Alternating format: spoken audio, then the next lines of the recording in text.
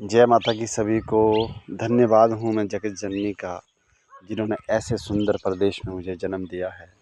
और ये देखो डाल पे आपको मोर दिख रहा है और इतना अच्छा वातावरण, इतने अच्छे पेड़, हरियाली है ना।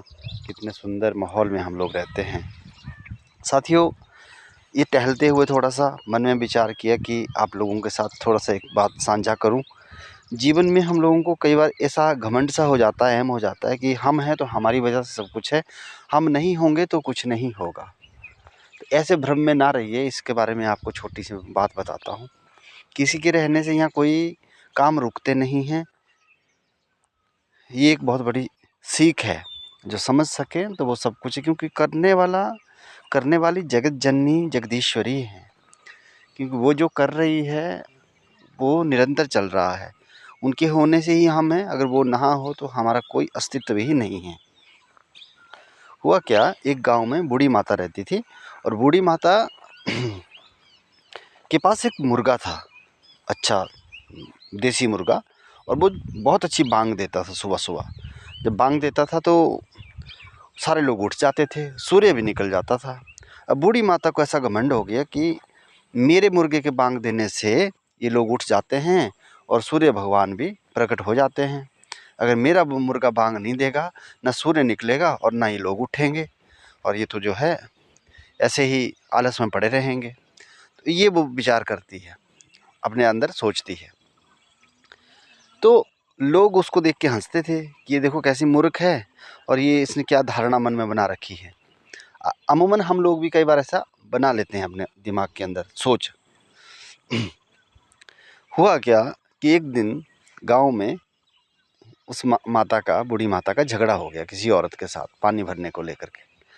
अब झगड़ा हुआ और झगड़े में वो बोलती है, तुमको तो पता चलेगा, अगर मैं यहाँ इस गांव से निकल गई तुम्हारे यहाँ तो बिल्कुल अंधेरा छा जाएगा और जो है तुम्हारा सर्वनाश हो जाएगा। तो वो बोलती चल चल जा जा, ऐसे जो है तो पता नहीं किस भ्रम में जी रही है, ऐसा कुछ नहीं होने वाला है ना। तो बूढ़ी माता ने ठान लिया और बूढ़ी माता जो है अपना जो है वहाँ से ठिकाना एक दूसरे गांव में ले गई।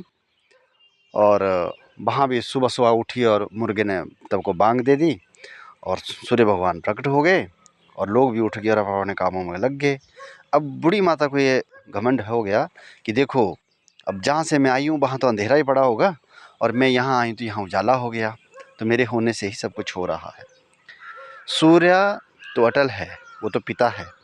सूर्य को तो जगना ही है, सूर्य को तो उगना ही है, उसको रोकने वाला भला कौन। तो इस भ्रम में जो बूढ़ी माता जी रही थी वो बहुत ही गलत थी। इसका बोलने का विषय ये कि हम लोगों को कभी भी ये सोच में नहीं रहना चाहिए कि हम इस घर में बैठे हुए हैं और हम ही परिवार को पाल रहे हैं, हम सब कुछ कर रहे हैं, हम नहीं रहेंगे तो ये कुछ नहीं कर पाएंगे। ये भी एक घमंड ही है, क्योंकि किसी के ना रहने से आज तक ऐसा हुआ कि जीवन नहीं चला है, जीवन चलता है। इसलिए कभी भी ये घमंड अपने अंदर ना पालें।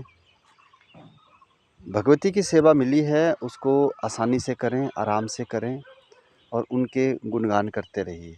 इसी में हम जनमानस का कल्याण होगा। तो ये छोटा सा मन में विचार आया, मैं मेरा सभी भक्तों से शेयर करता हूँ। जय माता की, हर हर महादेव, जय माता भुवनेश्वरी।